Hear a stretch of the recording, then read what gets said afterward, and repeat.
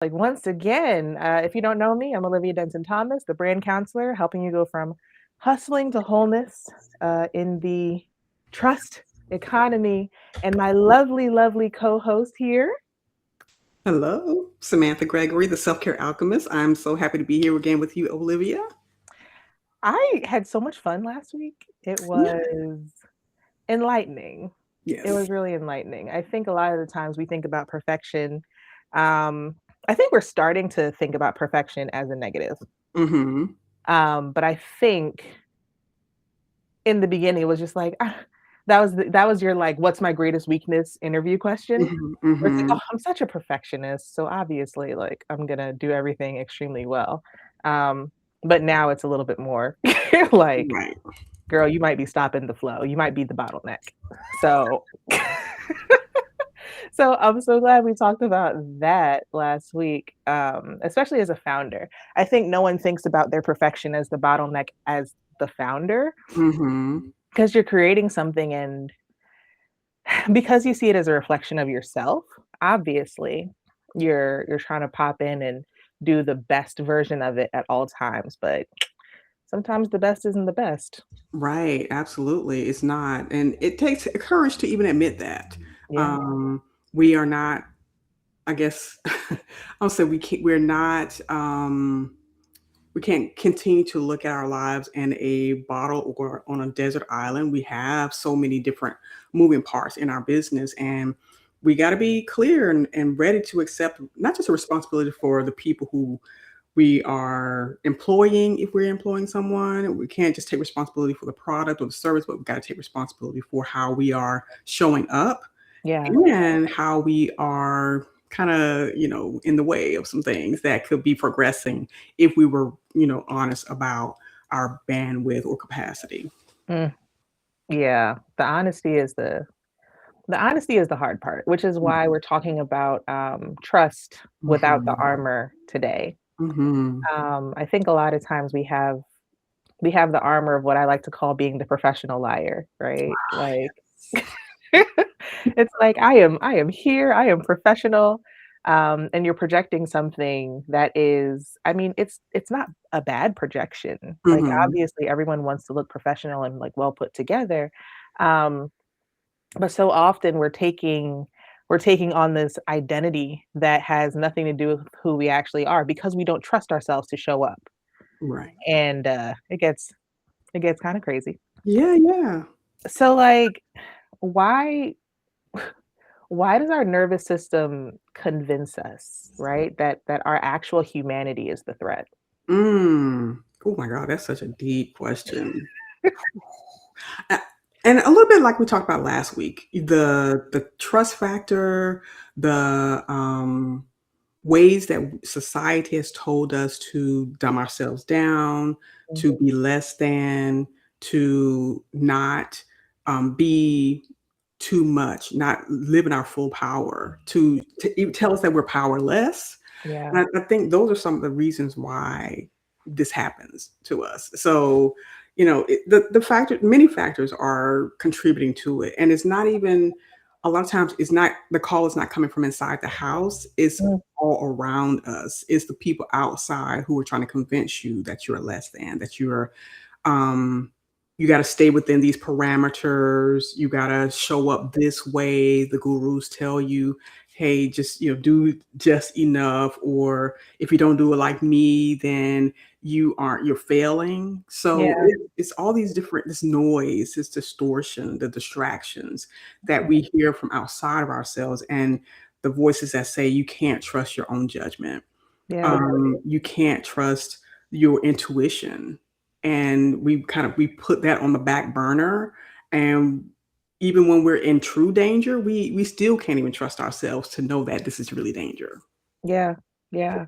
It's just 'cause even what you just said right now, right? Where it's like we have this thing that's telling us to both dumb it down and this thing that's telling us that we're too much, right? Yes. Like we're not enough. And it's just like those are conflicting things Hmm. where we can't actually live in that because those things are there's no way. Right. Like, there's nothing to be if at the end Mhm. of the day, it's, like, too much and not enough. So, like, Mhm. where do I even sit in that? And I mean, I guess, you know what? You have something, I hear you. I was gonna say, but you notice that these are the messages a lot of women get?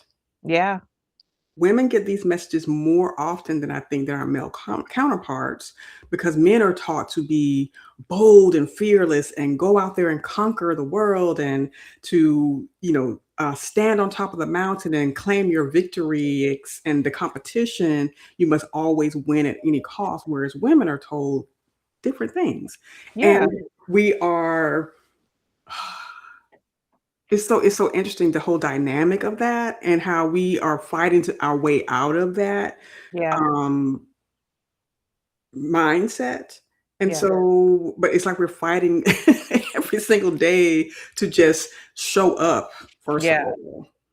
And yeah, then second of all, we're trying to show up at excellence because we truly believe in the product or the service that we're offering. We yeah, truly want to help people. We truly want to give people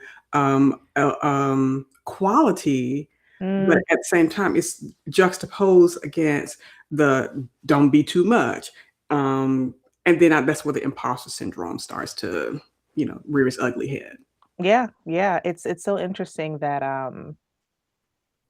that the that this is the message toward women, Yes. right? A lot of the time because the, um I think when we don't actually lean into this idea that we can bring something new or different to the table, we're Mhm. stunting our ability to solve the problems that are there. So we kind of Mhm. end up in like commodity land Yes. and like I personally don't fully understand the benefit of commodity land. Yeah. Yeah, Yeah. but if we're looking from of the lens of capitalism, Mm, that's where commodity lives. That's where because it's all about profit, it's all about what's it called? How much the long-term lifetime value of yeah. a client or customer, how much money you can extract from them, and Mhm, not really focus on the service that you're providing for them or the product you're providing, the product quality you're providing for them. And mm, so that still kind of keeps you in this liminal space of I want to do what my heart is calling me to do, but mm, then here's what they're saying in order for me to even be able to make the money to survive and the reason why I'm in business, et cetera, et cetera. So there's so many contradictions that we're wrestling against every single day that we have to finally put a stake in the ground and say, you know what? mhm. This is what it is. This is who I am. These are my values, like real values, not manufactured from somebody else's, list of values and mission and statements and all that kind of stuff that they tell you to write. No, this Yeah, is from my heart. This is where I'm living in the truth of who I am. And so the professional liar mask can finally fall off. The any mask that we put on the imposter syndrome can finally slip away when we look back and say, you know what, I've done a lot. I have really, I mean, I started this business, mhm, I've created this product, I've come up with this offer, this service. I have spent how many years doing this? That's saying a lot. And yeah, I really need to lean into that and not the voices that have done nothing that I've done, have no experience in what I'm doing, and have not really built this business with me. mm. I love that. I love that. And I think that's the way we begin moving into being like category creators, right? Mhm, Because I think the real thing that happens a lot of the time is we have so many different experiences in different places that when we try to bring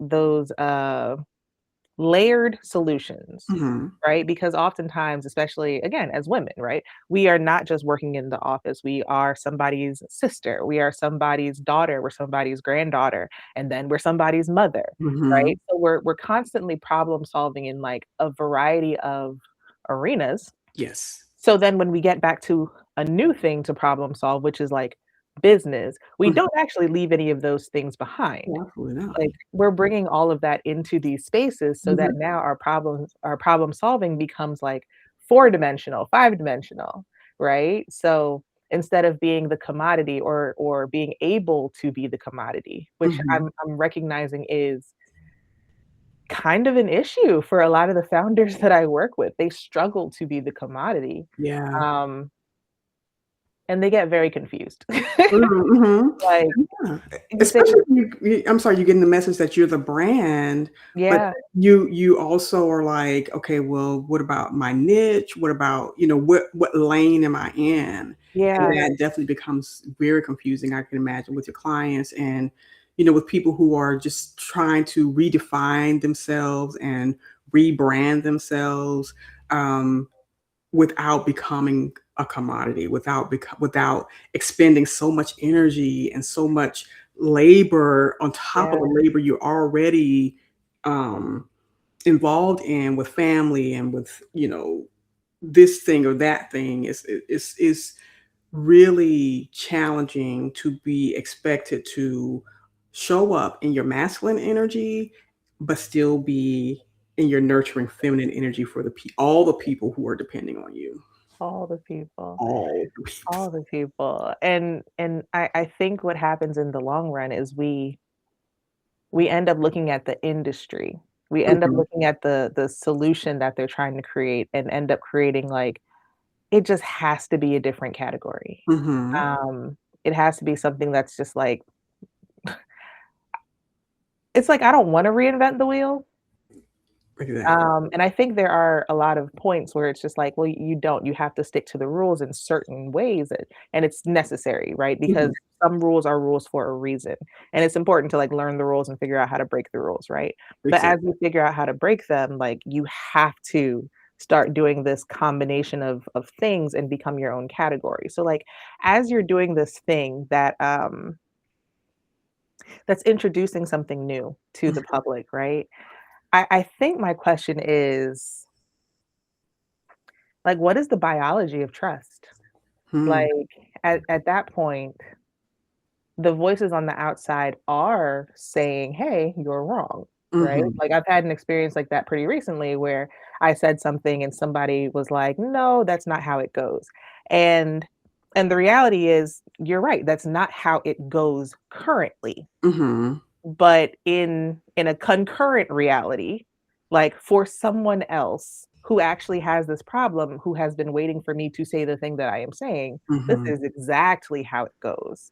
So, in a world where you're trying to create something different, where you're trying to, like you said, put your flag in the ground, like, how do you till the ground for yourself so Mm. that the flag continues standing?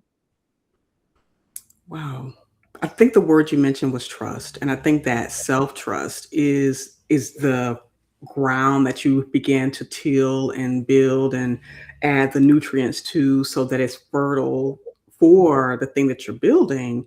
But if you are stuck at that place where you are constantly looking outside of yourself for validation, for approval, Mhm. for all the things that we are told that we need in order to move forward, to Yeah, build this thing, to um, even garner faith from the people that you're serving, whether it's your clients, whether it's coworkers, customers, anyone who is looking to you for a solution, then you are going to continue to short circuit yourself. You're going to yeah, second guess yourself.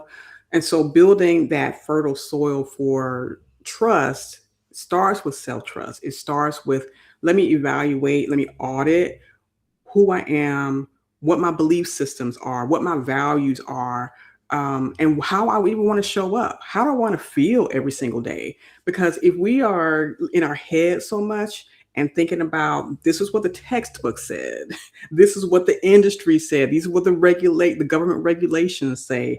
All yeah, those things are important, like you said, knowing the rules, but being able to bend them, mesh them around your own identity is, I think, the missing link. mm, We can know all these things, and those things cause us to be a version of ourselves, I suppose. yeah, But the true self underneath all of that has to at some point rise up and be confident that showing up authentically as myself is acceptable to me. yeah.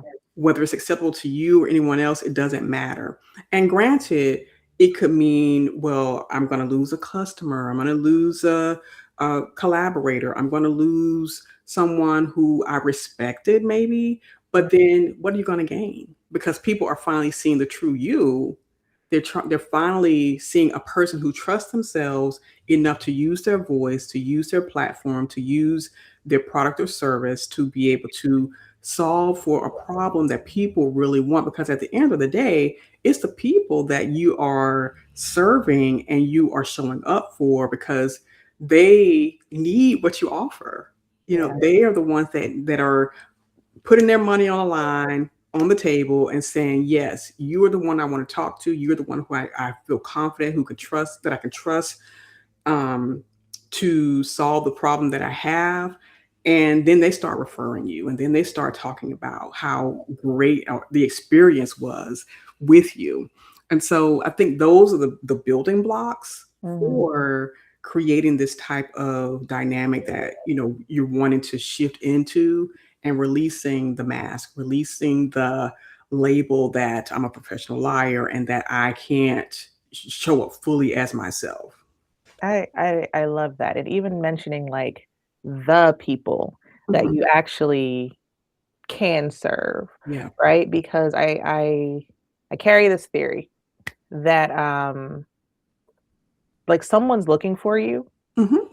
and they're looking for you doing the thing that you do in the textbook way. Yeah. The thing is done well. It's done in Mhm. the most textbook way possible, but the packaging of the thing is is you in Yes. reality. Mhm.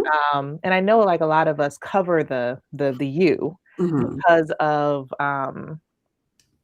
of hurts, Yeah. right? Because of things that have been, just hard to shake, whether it's been, like, inborn or a teacher Mhm. or familial or just, whatever, right? So Yeah. now I'm kind of wondering about, like, systems of repair.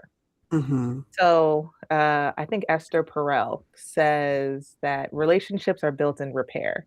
Mm. Right? And I Mhm. think that's so beautiful because, obviously in the perfection, things look good. But Sure. in the repair portion, you kind of like um, learn how to trust differently for Mhm. whatever the moment actually is. So I mean, how how does one repair to trust their own voice? Mm. Yeah. A lot of shadow work, I think. Mm, Because you are literally carrying years and years of baggage from experiences that you've had that cause the distrust, that cause the issue or the problem that you're trying to repair. Um, again, like last week, we talked about being around a community of people who are also on this journey or this path, so that you're not feeling so isolated and alone. And I yeah. think that's where you start to give up, because it's like, well, nobody understands, nobody cares. I'm just struggling in this by myself. But when Mm, you're able to get into a community, it doesn't have to be large and overwhelming with 50 people. It could be two people, three people who you recognize as having a similar kind of issue, and who are willing to be honest enough to talk it through mhm, and come up with solutions. And so whether you have like a mini book club where you're reading books about how to heal these certain parts of yourself, or if you're practicing different somatic exercises together, or whatever the modality that you use, being in community definitely accelerates the process, I think. And people, I'm a push through kind of person. I've been that kind of person. I've researched, I learn, I become obsessed with that thing for the moment, so that I can really know it, not just believe it, not yeah, just think about it, but I know that this is a shift that I want to make, the change that I want to make.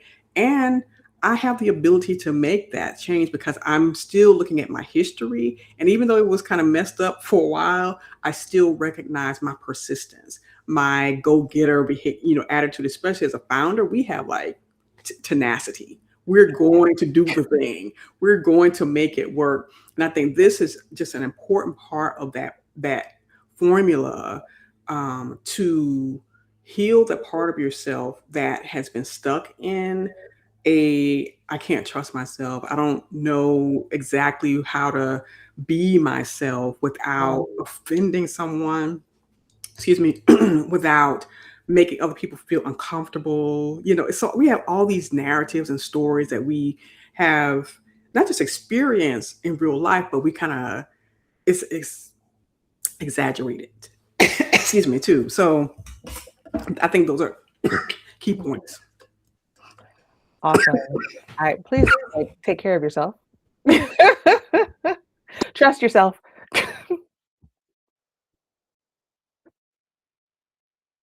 I think, I think for me you good? Okay, good. Um, I think for me, one of the things I had to learn how to do was, trust myself privately and then begin learning to trust myself publicly. Um, I think in a way, I had to one of the first things I had to do was define my mission, vision, and values. I think I'd been living in other people's for ever.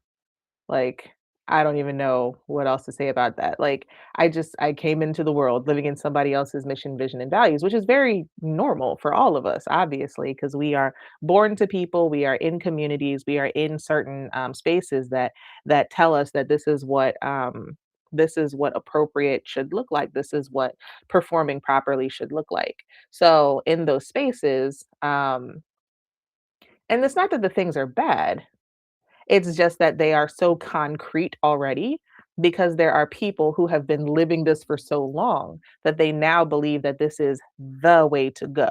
So it's like learning how to actually both define and utilize that scoreboard of your own mission, vision, and values privately. And then eventually building the confidence, right? So confidence is the ability to confide in yourself. You're going to show up for yourself. You're going to do it to do it in public, right? Because now it's almost like rejection therapy. Like you want to be exposed enough that somebody can say, "Hey, this is great," or "Hey, this like isn't so amazing."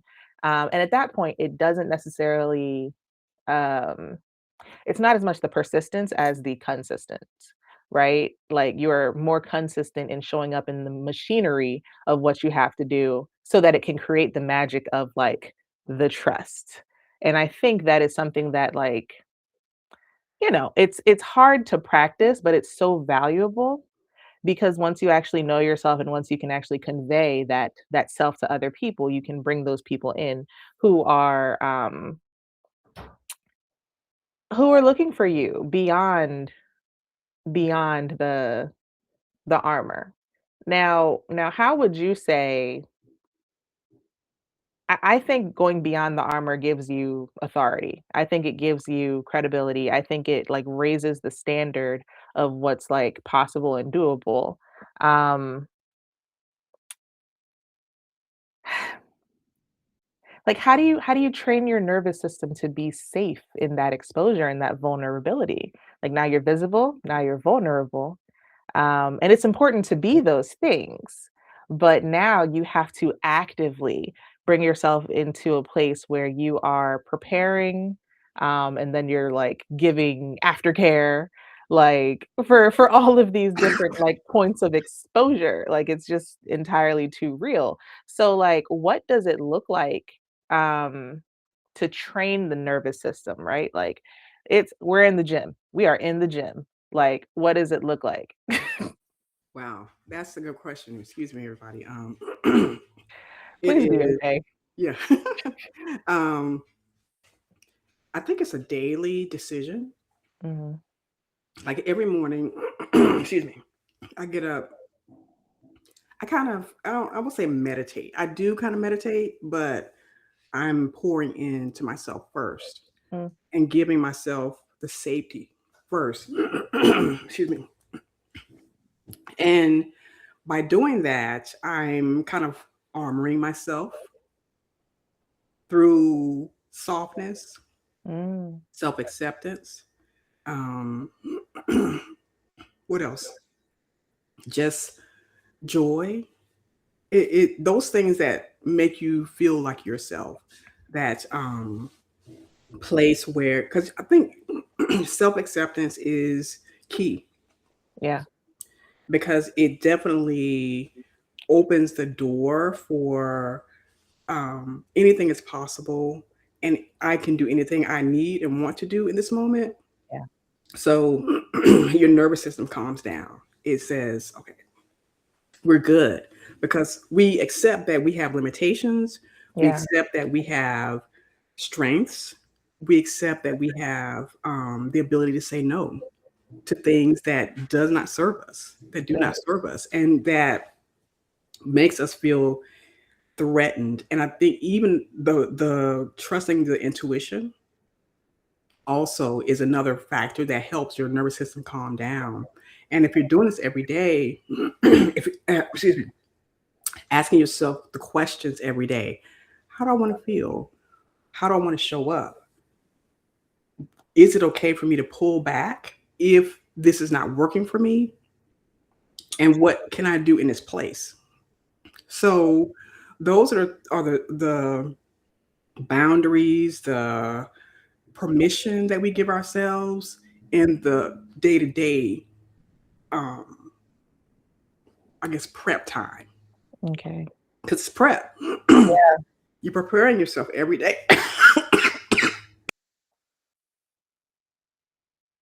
Sorry about that. Oh, But yeah, it's the prep time every morning.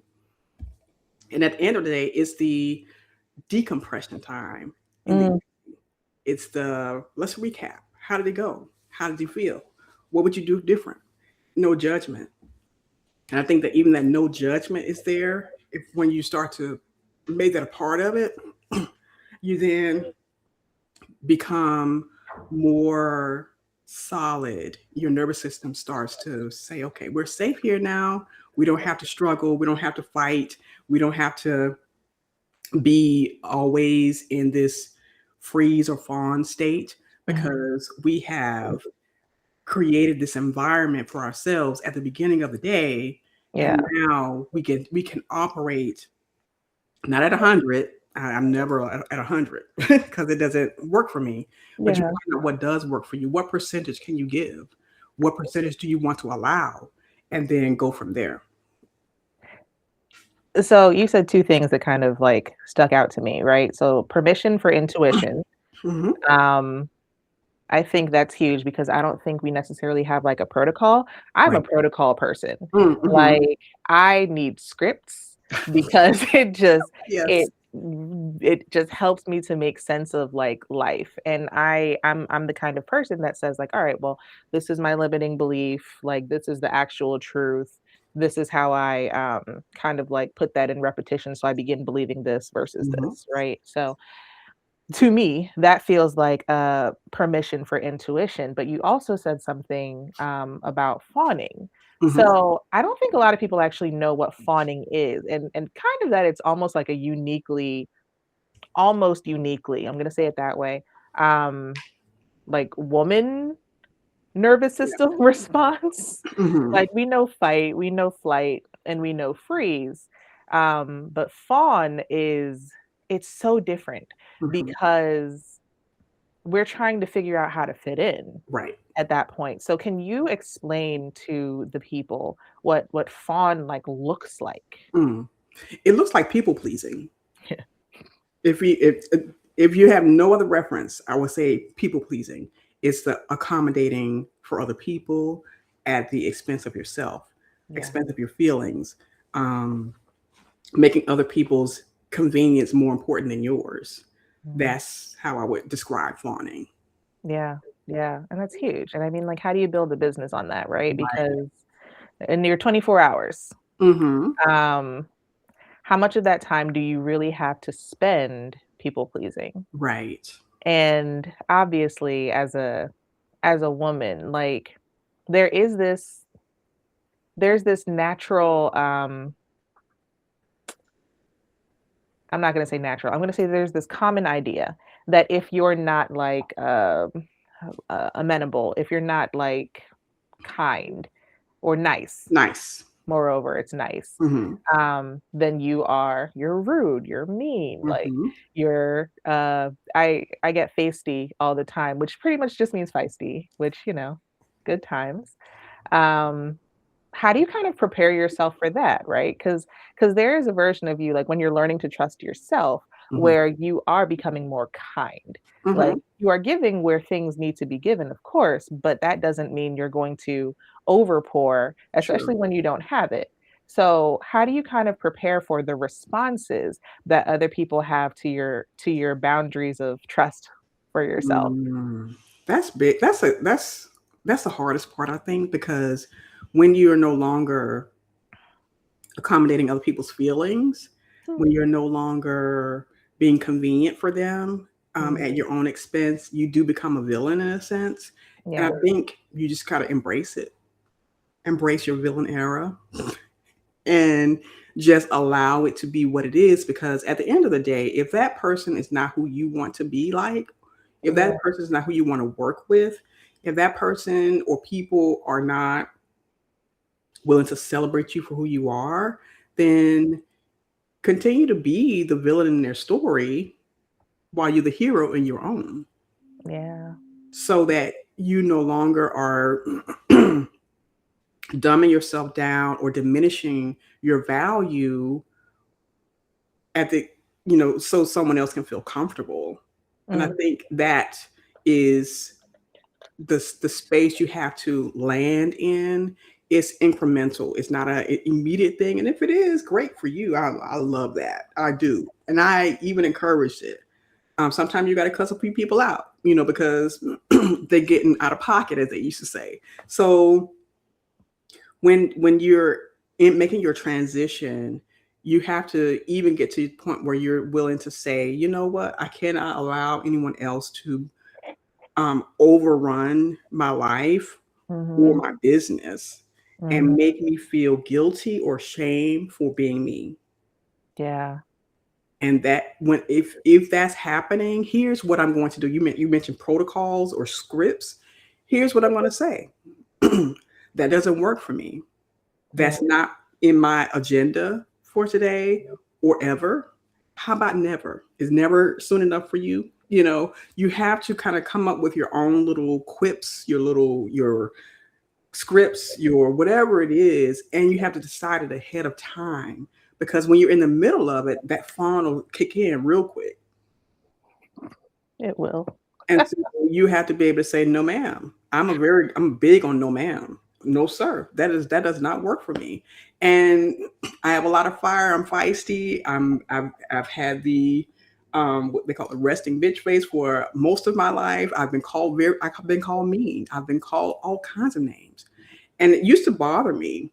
But now I lean into it because then I know that my boundaries are clear. Mm, I'm not going to have any. My policy is no one is going to stress me out, period. yeah, You know, and if they do, they got to go. That's my clear boundary. It is yeah, like, you are not going to stress me out, because I know how fragile my body and my health is when it comes to stress. And yeah, so if you are causing me stress, anxiety, even anger, you have to go. mm, I'm not a big confrontation person, but I'm a cut you off person, and I will never talk to you again person. And people say, "Oh, that's so mean." Oh, I don't care, because my health, my nervous system means more to me than pleasing them. yeah, So that's what I'm just saying. You have to kind of decide ahead of time and practice in the mirror. Really practice. If you have a scenario you remember and it's playing over and over in your head, you need to practice in the mirror and your response. Don't be reactive. I just have a response for you, and my response is, "You're out of here. You guys to go." No, that doesn't work for me. We can renegotiate some things if we need to. If you're willing to be in a mutually beneficial relationship with me, mm, business or personal. But if you're not, then I don't need to have you in my life, because you're causing a lot of issues and pain for me. And I just can't abide by that anymore. I love that, I love that, because that ability to kind of make that boundaried separation is what's important in making you an authority, Mhm. right? Like, having the ability to say, like, this specific job. So there's a book that I love called The Courage to Be Disliked. It Mm. is one of my favorites, Mhm. and it's really about this idea that each person has a job that they are uniquely equipped to do. Mhm. But the reason other people tend to dislike is because, they have this idea of their own job, and instead of deciding to just live it, work it in a complementary kind of way, they're almost looking for you to be the same, to reflect that they are doing well, Mhm. right? If you believe this job is your job too, then obviously I'm doing the right thing. So it's just kind of this idea that like people tend to carry if it's unchecked, this like inferiority Mhm. complex or superiority complex, which is Mhm. essentially the same thing. Mhm. Um, but if you are walking in your trust, you can walk in authenticity and authority. Yes. Like you don't have to lean into doing someone else's job to make them feel good. Mhm. Like, you don't have to stay in the places where people are saying, "Well, you're supposed to be like me, you're supposed to do like I do." Because frankly, it's not even like a complimentary view of life. Like, it Mhm. actually leaves room for a problem to be solved because now someone's not doing something they're supposed to be doing, which is like crazy. Mhm. So like ultimately, I think the goal is for us to be kind, to be so kind to people that we do reject them and that we do accept rejection from them as well. I think that is actually a kindness. Yeah. Like we can't be everything to everyone and vice versa. Mhm. Um, and it leads for us to be able to be seen and heard and felt by people who are like really looking for the job that we can provide. Mhm. Yeah. Absolutely. I Yeah. agree 100%, and I think it's so important to make that those distinctions, Mm, as you're learning them. And I because it's easy to say at early on, but early on you don't really know. But yeah. as you're learning about it, you can start making those distinctions, and you can. I think this gives an opportunity to invite the right people into your life and to release the ones that don't need to be there, who Yeah. can't further your goals, who can't elevate your purse, who will be a distraction, because oftentimes those people are more distracting and distorting the reality that you want to live in more than anything. And it's time for them to go. But Yeah. you gotta remember, people come in what for a reason, a season, maybe a lifetime, but you got to recognize those reasons and season people and say, hey, this is not a lifetime arrangement, and you got to go. And it's not a mean thing to say. It's like you said, it's a very kind, emotionally mature thing to do, so that you can further the purpose that you're on this planet for to do. Yeah. Yeah. And as a founder, that matters. Hmm. Like, you can't be dragged by the market. I Right. think that's the thing that tends to happen, especially if you're going for, funding, Hmm. venture capital, or just, any money from somebody else who now has a say in the thing that you're building, which is a big deal, right? Like, if you're going to invite someone into your business, they have to have an understanding of the impact of the job, of the thing you're really going for, so that you're not just, again, you're not just a commodity, you're not just an opportunity for them to get on board with, Right. but you're somebody or something that is carrying a mission Hmm. and a vision that you really want to propel Right. forward, and Right. not just like, here's an exit. This is great. Like Hmm. we want an exit, obviously. Like if that's the vision, like we want the exit. We want, we want the buyout. We want the M&A. Um, but we don't want it at the cost of the integrity of what the business is actually supposed to do. Exactly. Yeah. Yeah. For sure. Yeah, man, the things. Um, Ultimately, I think the goal, especially for founders, is to be able to build a movement, right? So Hmm. something that you no longer have to like carry directly. Um, and I think if you are an originator, right? So somebody who has an idea and it's just a set of values that you wanna carry into the world, Mhm. um, it's important to be able to, like, release yourself from the center of the work, Right. right? Yeah. To be able to, like, trust yourself enough to convey the messaging Mhm. and hand it off to someone else to then take it on. Right. Like, I think that a lot of times it's very hard for people to delegate because they don't trust themselves. Mhm. Um, so, like, how do people prepare for having teams to, like, actually extend their vision through other people? Like, how do you trust yourself enough? How do you learn to trust yourself enough so that you can trust other people? Well, I tend to put my technical writer hat on and my process hat on when we talk about this part because it's about documenting what it is that you do, what your company stands for, vision, mission, goals, all that good stuff. Yeah. But the process, your even your own thinking, documenting that even so that the people who are being trained by you, who are being mentored by you, they understand what it is that you are, the results you want to bring. Mm, Um, and having those protocols in place, those SOPs in place, the standards in place, where people can refer back to them. They can, especially if there's a product involved, they're going to do it exactly the way this should be done based on this standard because this is how you've done it thousands of times, and the quality needs to remain the same. I'm putting my quality hat too. All those things need to remain the same so that the customer who purchases it always has the same type of product, even a service, because those two can be documented and put into an SOP so that the quality of service is always the same or better.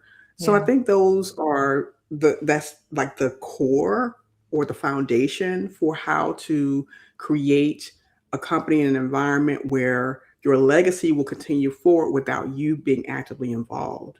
Mm, So it's that from a practical standpoint is what I would say. And then teaching your own team also. Trust yourself. I trust you.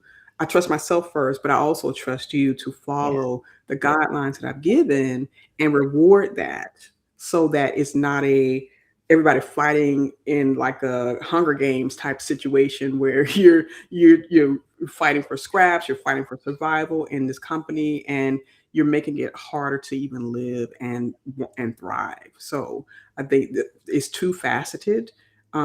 or two elements of it that you want to make sure you have in place, so that you're no longer being the bottleneck. You're Yeah. not being the one who's called at 3 or 4 o'clock in the morning because the level of service agreement says everything should be up for 24 hours and something's gone wrong and now they need you to be solving this problem. No, ma'am, you just need to have all those things documented. You need to know, here's you know level 1, 2, or 3 service so that we can resolve the issue without me having to be called in. I love that. I love that. I feel like a lot of times the bottleneck is it's it's decentering the founder. Hmm. Like, it's hard to decenter someone who will not document who will not document and create, like, infrastructure around what is supposed to be happening and, like, Hmm. what's acceptable governance Yes. for each scenario. Hmm. Right? And I think a lot of times, like, some founders will go into it for the sake of validating themselves personally for, like, whatever version of themselves, needed to have the pat on the back, right? Like, Right. business is oddly a great place for that. Hmm. Um, what would you say to the founder who, like, is realizing, like, like, I actually started this for self-validation, but Hmm. I wanna transition to having an understanding that I can be the inspiration, but not the center. Mm, mhm. I think like you mentioned, I think the role in your own mind has to shift from I'm the superstar to I'm the visionary. Mm, I'm the one who does it all to the one who inspires it all, you know? mm, So I think making those mental shifts and then walking in that authentically is the way to start to shift how your viewpoint and the purpose for why you started this business. mhm, If you are people centered, if you are mission centered, then be that. Allow that to evolve naturally. Be more involved in inspiring people, setting the vision and the tone, and allow your contractors, your employees to implement that for you. And then quality check it in the beginning, but empower them to even quality check themselves mm, so that you're again no longer being the center of the business, but you are I don't like house band, the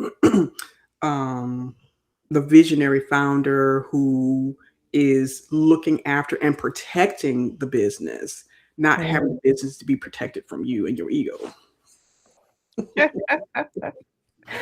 I love that. I love that. So I am hearing that you need to have systems of belonging. I'm hearing that you need to have an understanding of separating the ego from the work. Mhm. I'm hearing that you have to have standards for operation, obviously the general rules, but also the governance in like different capacities, what needs to happen. And I'm also hearing celebration. So like one of my favorite, values, I have 3 that kinda keep popping to mind right now. It's like celebration, education, affirmation. Mm, mhm. Um, I noticed you said that as you hand things off to other people, like, when they do the right thing, celebrating Yeah, them. absolutely. Yeah, yeah, Yeah. and I feel like that creates more like a good trust dynamic Mhm. as well. Absolutely. Because everyone is motivated by something, Yeah, um, whether it's a paycheck, whether it's affirmation or adoration or, um just acknowledgement. You yeah, know, a lot of people are motivated by various things, multiple things. But if you're able to celebrate them, not just with a paycheck, but with, I recognize you, thank you know, with gratitude, then it goes a long way. And not just that, but rewarding them with more trust, mm, promotion, as well as allowing even their ideas to be implemented as part of whatever the product or service you're offering because people want a stake in what they are a part of so that they're not just well because a lot of idea people are out there they're like hey this would be great a great idea to add this line or add this offer it would be a great idea to recognize the customer in this way have a customer celebration week, you know, along with employee celebration week, so that everybody feels connected to the vision, connected to the company in yeah, a way that's more tangible and less transactional. yeah, yeah. I love that. I love that. It's like it's operationalizing trust. Mhm, mhm, Yeah, yeah, and it's transformative because it's just hard coded into the business. mhm. Yeah, you get to Absolutely. continue to grow and change and actually be acknowledged, um, and attributed. So Mhm, one of the big things that I always kind of think about, especially again as women in workplaces or women coming from workplaces and building something new, is like we often kind of uh, get put into the mind meld. mhm. So it's like you say a thing and suddenly it's everybody's idea because we're all like we're all executing on it together as We're a opposed family. to we're a family as opposed to getting attribution, right? And like Mhm. the attribution, it doesn't even necessarily have to come with like, oh, there's more money or more this or more Sure. that. But just like the fact that you did something and you can say it is so important. So even that's what I'm hearing from what you're saying, right? Where it's like we have to make sure that the people who are contributing, the people who are, again, originating on the inside of the thing that we are originating are still getting attribution, getting seen as contributors to this thing, to this mission that we're building. And honestly, like that's how we get to go from that's one of the ways that we get to go from like hustling to wholeness, right? Like Mhm. Mhm. because when we're hustling, we're kind of moving for the money, for the validation. We're moving to beat the market, Sure. constantly moving to beat the market. Mhm. And like, there's nothing wrong with understanding the measurements in the market, right? Like, obviously, that's extremely important. Mhm. But I feel like everything we're really talking about is fuel for the fight. Mhm. Yeah, Yeah, for sure.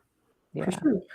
But I think it's so, as we're, shifting from I don't say old models, but kinda, yeah. yeah. And I think humanizing yourself again Mm, is important, because that's where the authenticity lies. That's where the, um, armor I'm gonna call it the armor of authenticity, so that you no longer, um it's not a mask anymore, but it's like, this is the truth of who I am. This is the transparency with which I want to operate as a mhm, founder. And this is where our company can also build more trust, because people see us. They don't see a version, a whitewash or veneer of who we are. yeah, This is the truth about who we are. That doesn't mean you just expose everything about who yourself, but the heart you have for people, your clients, for your customers, for your employees and contractors. You really have a heart for them, and you're showing that, not through a lens of an expert or a regulation or a book or whatever, but just mhm, really truly through the reasons why you started this, whether um, you loved it from the start, or yeah. you loved yourself from the start a little bit too much, and you're shifting and changing. But at the end of the day, it is about your heart being on display for the company, for the people, for everyone who just comes in contact with what you're building. I love it. I love it. It kind of makes me think of how we're accelerating in an AI augmented world. Hmm. And it's kind of easy to get lost in the idea of like we can produce faster because we have AI. Hmm. But the ability to the ability to sorry, I'm like losing my train of thought. The ability to hold on one second, actually.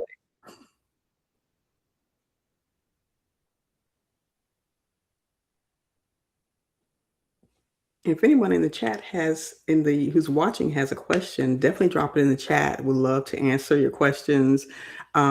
We have been going on and on, but if you have a thought, if you have a question, you can drop it in the chat so that we can have a bit more engagement with those who are watching. But as we mentioned at the end of the day, it's all about your heart. It's all about your humanity shining through, so that you're no longer driven by this false front or this mask that we're forced to wear in our business and society, and giving your nervous system space to expand beyond just what I can manage at home. But you're able to go out into public. You're able to manage in your business. You're able to shine and thrive in all of these different spaces, because you set your boundaries and you made decisions every single day, and you wake up and you um, put on your armor of authenticity, because you made yourself safe. You made yourself available to yourself first, and filled up your cup, so that when you're out there or talk on calls, or when you are networking, or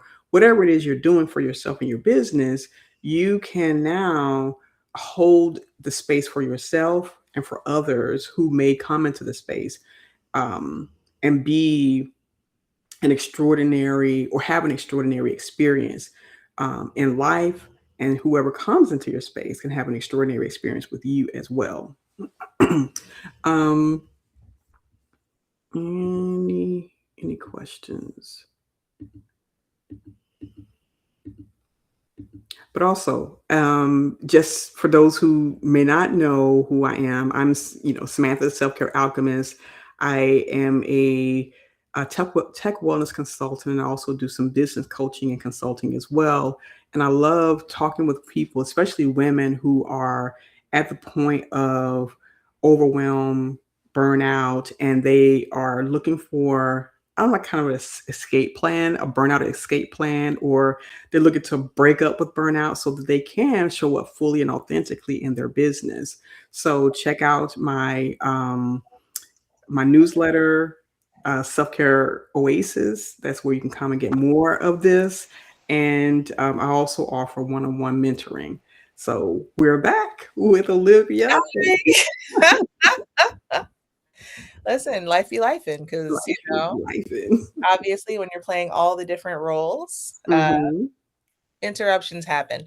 So thank you for your patience, everyone. Seriously. So I think my question was around using trust to allow yourself to use AI. Mhm. I think right now a lot of people are scared Yeah. because AI is coming and it's frankly here, and they Mhm. feel that it's going to take the positions that they have. But I kind of have a theory that when you allow yourself to trust yourself, you allow yourself to explore how it can augment you, Mhm. right? Because then you can do the things you're doing faster, more thoroughly, more fully, right? So how do you kind of like emotionally prepare yourself for technology changes Mm. or for things that can expand you that might feel a little bit scary? Yeah, I think it's twofold. You can use it, like you said, to augment your work, your processes that we talked about earlier, when you're ready to, or you wanted to prepare yourself for handing over your business and the legacy to someone who can take it and really do something even more amazing with it. Whether it's documenting your steps, documenting your programs, and making sure that it's all on paper, as it were. And then the other side of it is using it as I would say, juxtaposition to the AI driven companies, but differentiating yourself as a heart centered, authentic, we're here and we're not going to change company. So people can actually see a human, see you being available, involved, and um, still a visionary, and your voice being the real voice that's put forward, not an AI voice. I So I love think, that. yeah. Yeah, I love that. I think right now the term AI slop is becoming very, very common because people are inputting, what is it? Garbage in, garbage out, right? Right. Exactly. Like people are kind of inputting things that really don't have value or just like understanding from their part, and they're just Mhm. trying to like, figure things out in a way that doesn't really apply to something that they really care about. So Right. I love you saying that where it's like, well, if we are heart first and AI augmented, then we can become something that people can trust. People can Right. engage us knowing that we're not just utilizing this tool that doesn't really have like a heart or a soul or Mhm. even context. It has a lot of information, which is Mhm. amazing. Like, it's my research assistant, that's my girl, right? Mhm. But, like, it doesn't have the context to know how to apply Right. certain information, so at the end of the day, like, it can help me to get somewhere, but just not all the way. Mhm. Exactly. And I think it's really important to understand that it is a tool. It is not the end all be all. It is simply a tool to use, and to leverage for, like you said, your research, for ideas. Maybe I'm an idea person, so I don't really need it for a whole bunch of ideas, maybe to kind of expand things. Yeah. But it is not the business. You are the business. And, by moving in that space in that way and letting people know, hey, there are real people behind this. There's a real person and a personality, and we love for you to be a part of the experience of being, with our company. So it's really important to start differentiating that, and I think even spotlighting that, because Yeah. people are looking for humans on the other side of the screen and not a robot. Awesome. Awesome. Sam, I love talking to you. Same, Olivia. As always, this has been amazing. I'm sure you already shared where we can find you on the internet, but where can we find you on the internet? Yeah. So you can find me on Substack, of course. Just go to my profile at Samantha Gregory, and then also my publication is the Self Care Oasis. And you can find me on LinkedIn at Samantha Gregory, YouTube at Samantha Gregory. So, and even TikTok. So I'm on Miss Samantha Gregory, MS Samantha Gregory on TikTok, and I have lots of wonderful tools available for you when you go to those spaces. And if you just, if you want to tap into this very human founder, I would love to connect with you on any of those platforms. Awesome. Awesome. And as for me, I am everywhere as the brand counselor. If you subscribe to my Substack, you will see videos like this, but also daily calibrations, questions to help you better understand yourself and your business, because we are going for wholeness, not just the hustling. And we're here for the flourishing, honestly. So, once again, guys, I'm so happy to have you in the room with us. Sam, you are amazing. And I can't wait to see you next week. And same to all of you. Have a great day, Mhm. guys. Stay intentional. Keep flourishing. See you. Bye.